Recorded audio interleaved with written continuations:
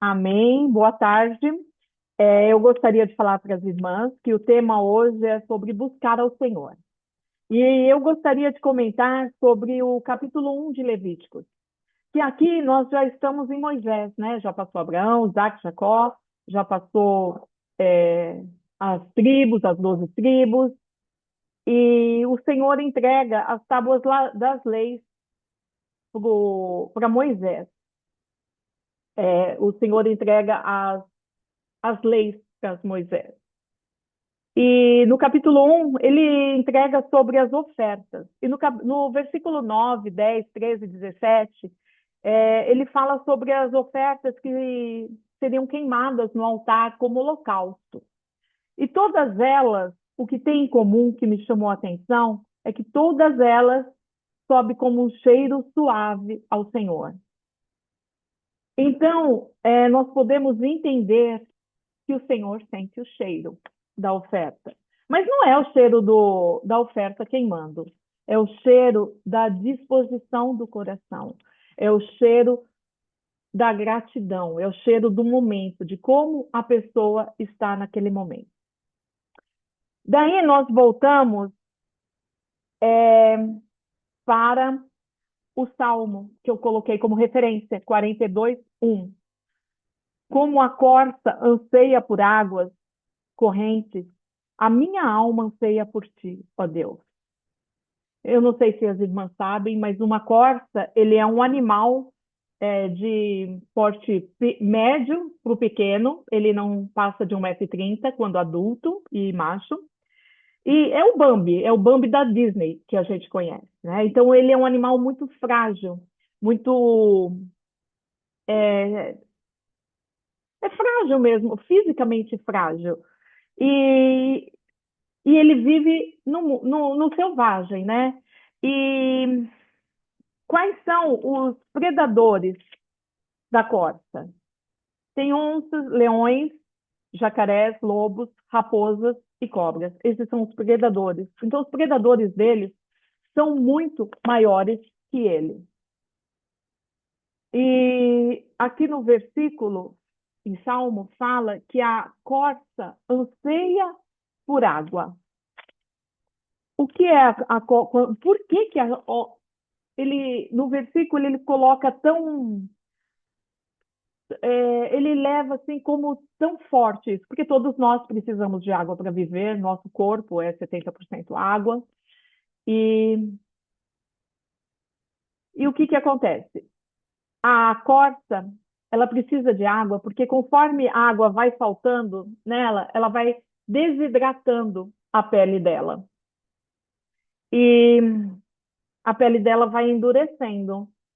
Conforme a pele dela vai endurecendo, nós sabemos quando a sola do nosso pé está desidratada, acontece isso, né? Vai endurecendo, vai rachando, vai machucando, vai sangrando.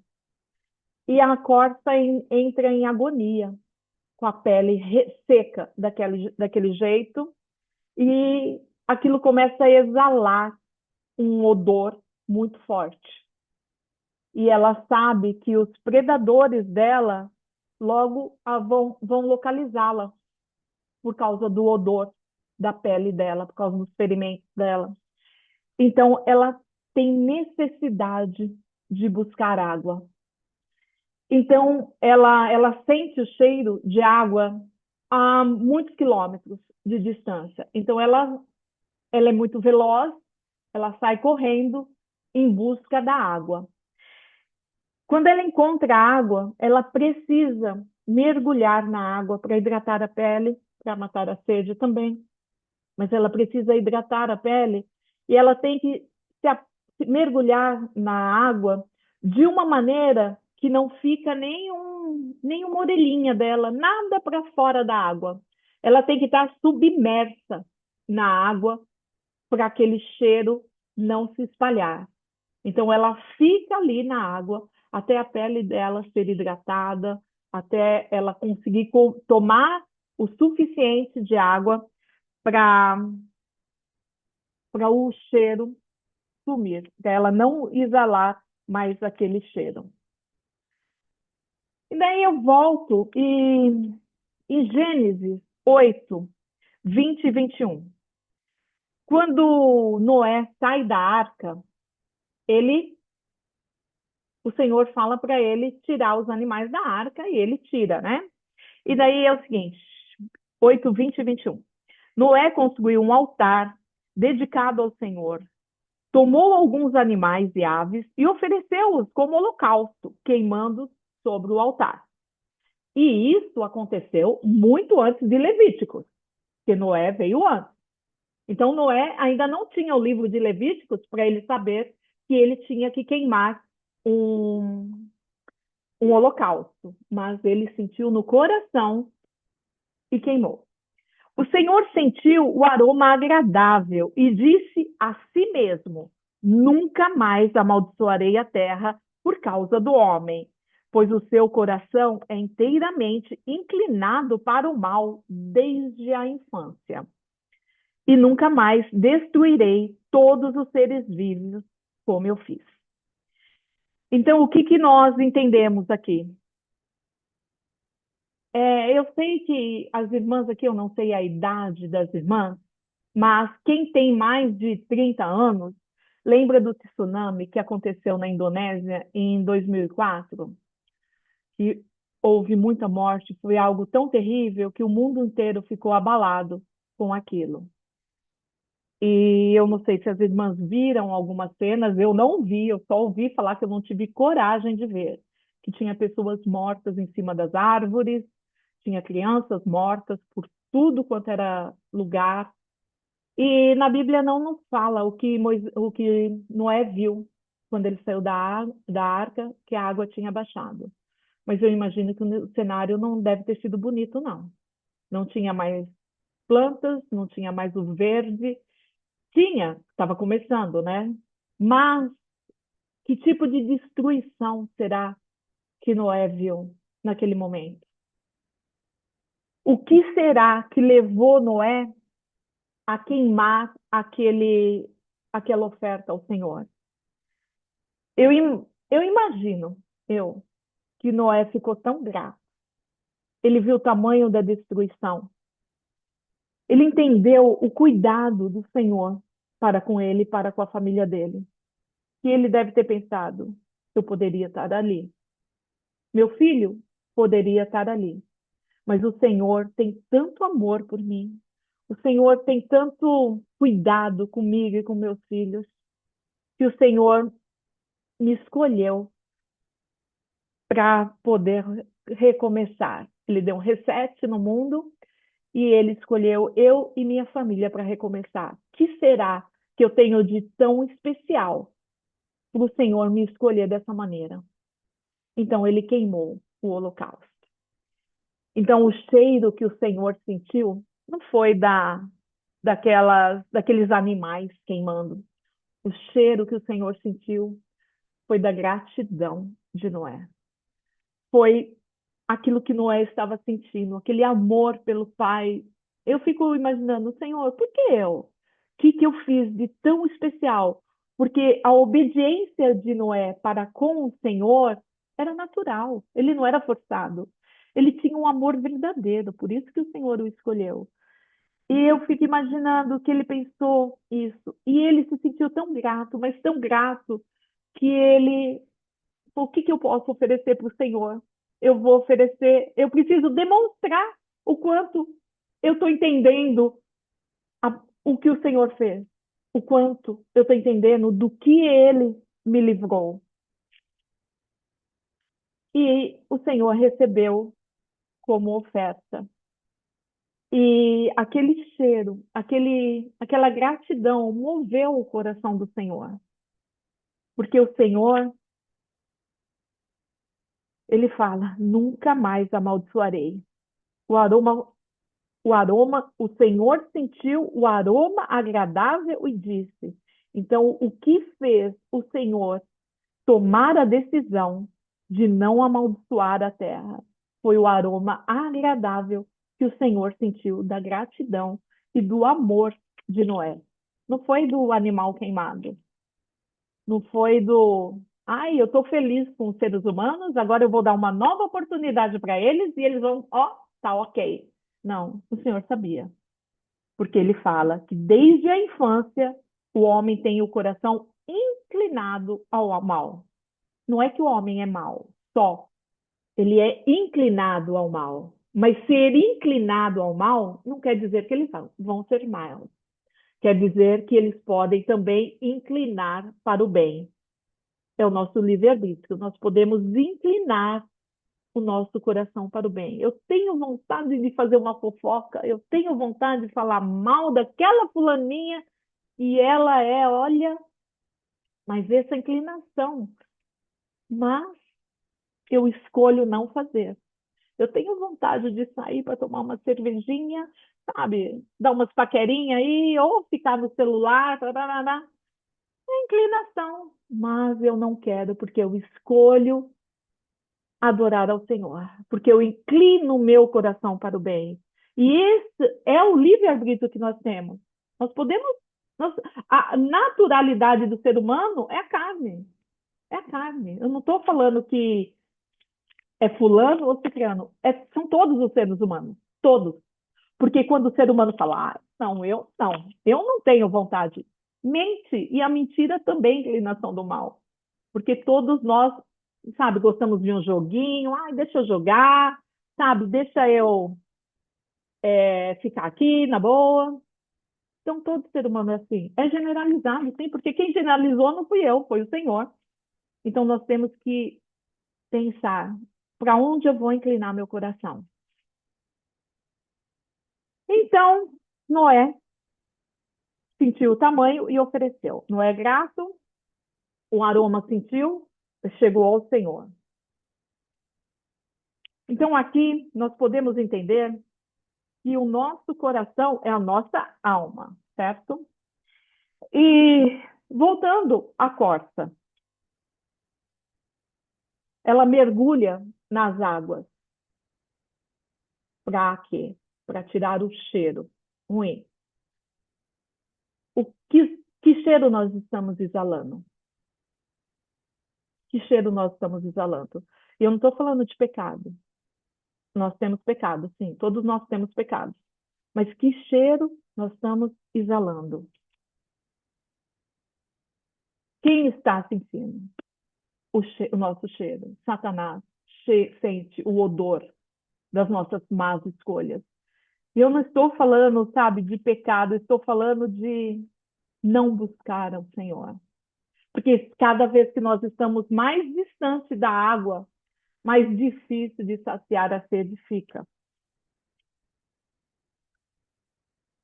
Em Apocalipse 22, 21, e mostrou-me o rio puro da água viva, claro, como cristal, que procedia do trono de Deus e do Cordeiro. Em João 7,38, quem crer em mim, como diz a Escritura, do seu interior fluirão rios de águas vivas. Em João 4,14, mas quem beber da água que eu lhe der, nunca mais terá sede. Pelo contrário, a água que eu lhe der se tornará nele uma fonte de água a jorrar para a vida eterna. Em João 3,5, na verdade lhe digo que ninguém pode entrar no reino de Deus se não nascer da água e do Espírito. Vocês acham que o batismo é só mergulhar numa água e, ai, ai, eu sou renascida? Sim, o simbolismo é isso, mas isso é só simbolismo. E precisa realmente estar mergulhado na água. Nós precisamos mergulhar na fonte de água viva todos os dias, para não espalharmos o odor das nossas péssimas escolhas, para não espalharmos o odor do, das nossas mesquinhez, do nosso egoísmo, das nossas negligências. Às vezes somos negligentes com os nossos filhos, às vezes somos negligentes com os nossos maridos, com os nossos pais, às vezes somos negligentes com amigos, às vezes com a congregação. E então, eu fiquei pensando nós precisamos estar sempre mergulhados no Senhor para tirar aquele odor que atrai os nossos predadores, para tirar. Nós precisamos sempre beber a água para nossa pele não ressecar, porque eu não quero exalar o cheiro de Satanás, eu não quero exalar o cheiro das minhas escolhas. Não é nem, sabe, não é nem do pecado, é o cheiro da carne, é o cheiro do ser humano. Eu tinha um tio que já faleceu, mas ele trabalhava na Dersa, não sei se vocês conhecem. A Dersa é uma empresa em São Paulo que cuida de algumas vias. E ele trabalhava ali em algumas vias de alta velocidade. E ele falava, ele catava muito, ele e a equipe dele tiravam às vezes animais mortos da rua, às vezes tinham que ajudar em remoção de acidentes de carro. E como era uma área do interior, às vezes tinha mata fechada, e ele falava que às vezes encontravam corpos de pessoas, e ele falava que o cheiro do ser humano morto é inconfundível, que animal fede, mas que o ser humano fede assim de uma maneira única. E eu, graças a Deus, que eu nunca senti esse cheiro. E então eu fico pensando aqui, o louvor, sabe, a adoração, tudo isso chega às narinas do Senhor como cheiro agradável.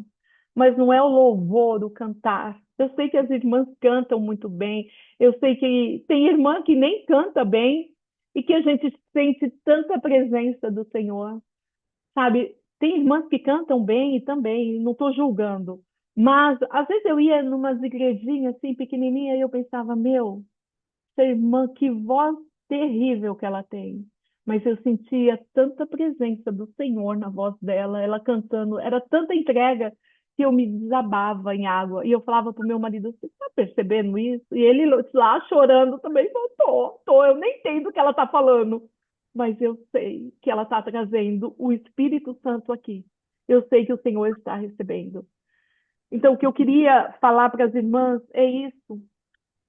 É o que tem no seu coração, o quanto de gratidão tem no seu coração, como é a tua vida de oração.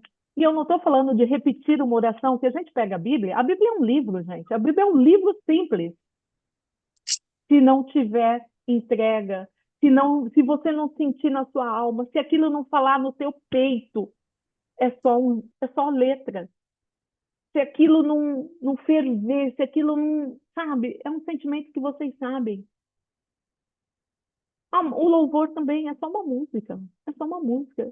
Se não tiver o sentimento, se não tiver a entrega total, não chega. O Senhor não sente o cheiro da adoração. E nós precisamos disso, sentir o cheiro da adoração. Tem um conto, uma fábula, não sei o que é exatamente, de um rapaz que ele chega para o pastor dele e fala assim: pastor, eu quero mais intimidade com o Senhor. Me ensina. Aí o pastor, tá, vamos caminhar. E leva o rapaz ali para um lago. Daí o pastor vai entrando, o rapaz vai indo atrás, e o pastor vai, água na canela, água no joelho, água na coxa.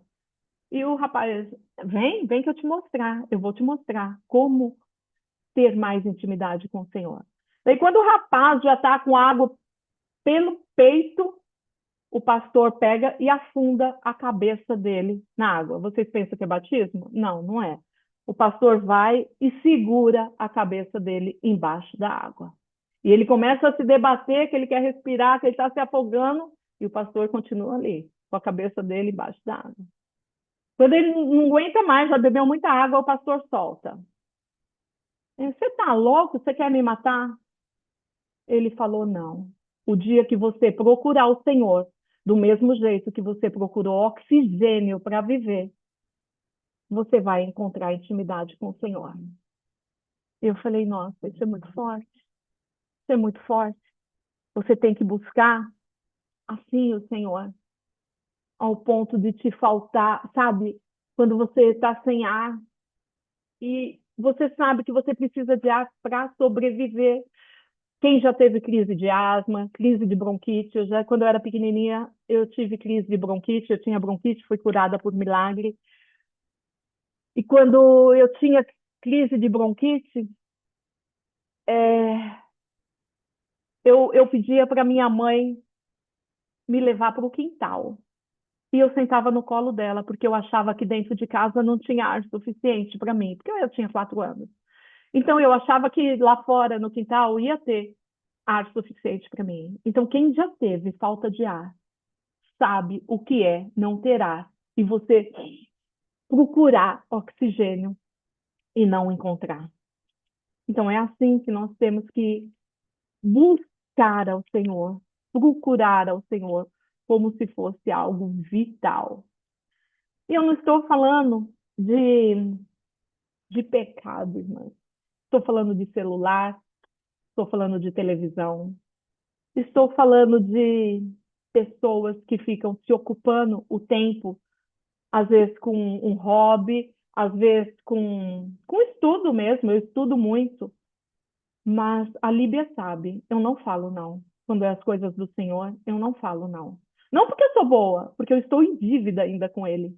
Porque eu estou em dívida. Infelizmente, eu preciso trabalhar, mas eu estou em dívida com o Senhor, porque o que Ele cuida de mim, o que Ele cuida da onde Ele me tirou, gente, vocês não imaginam. Eu tinha uma vida destruída, eu tinha uma vida destruída, e da onde o Senhor me tirou. Eu vejo Ele cuidando da filha, da minha filha, mesmo a minha filha não querendo saber do Senhor. Mas eu vejo Ele cuidando, Ele tendo as misericórdias dele com a minha vida, com a minha filha, com a minha família inteira que estão longe do Senhor. Mas eu não me canso de eis-me aqui, Senhor. Eis-me aqui. O que eu puder fazer para ti, Senhor, porque tudo que eu fizer para ti ainda vai ser pouco. Vai ser pouco, porque só do Senhor ter me tirado do lamaçal que eu vivia, eu preciso fazer mais pelo Senhor. Não, não, eu não estou falando que eu faço muito, gente. Eu não faço nada, aliás. Mas eu queria muito fazer mais, entendeu? Eu peço para o Senhor me ajudar a fazer mais. E é isso que eu estou falando para vocês, que quanto mais buscamos ao Senhor, quanto mais nós queremos, mais a gente recebe das águas dele. Quanto mais sede a gente tem, mais água ele nos dá. Quanto mais você quer, quanto mais você busca, quanto mais é importante para você, mais ele se derrama. Porque ele é um pai bondoso, ele é um pai amoroso. Tá bem, queridas? É isso que eu tinha para falar. Amém, queridas. Apocalipse 22:17, para encerrar. Quem tem sede, venha. Quem quiser, receba de graça a água da vida. Que bom que eu lembrei desse versículo, porque é para fechar mesmo. Quem tem sede, venha. E quem quiser, receba de graça a água da vida. Amém, queridas? Glória a Deus. Se alguma irmã quiser falar alguma coisa.